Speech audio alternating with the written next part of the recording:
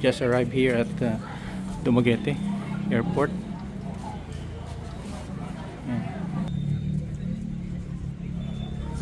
So may bago tayong adventure here, no? Because instead of taking yung Grab, I book a hotel na yung airport hotel, malapit lang. So from 7-Eleven siya is walking distance na daw, sabi ng policeman. So kaysa mag sakay, no, lakad lang.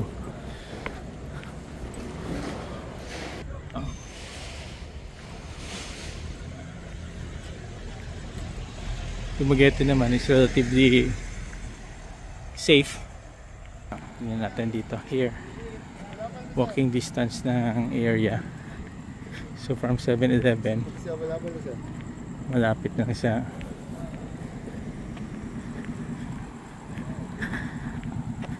So marker mo is 7-Eleven. Ayan. So welcome to Dumaguete. Yan yung 7-Eleven, oh.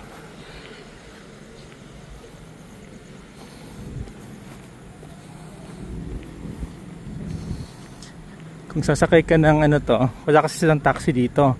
So you have to take yung Grab Trike. Parang 60 to 70 pesos yung minimum.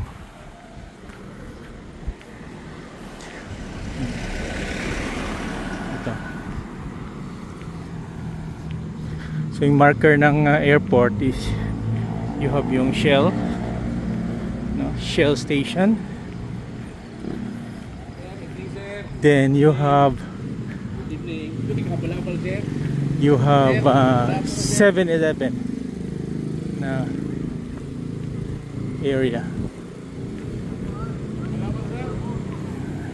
So marker mo is 7-Eleven. Di alam ko, tapat. So pag cross ko daw dito na area, crossing here,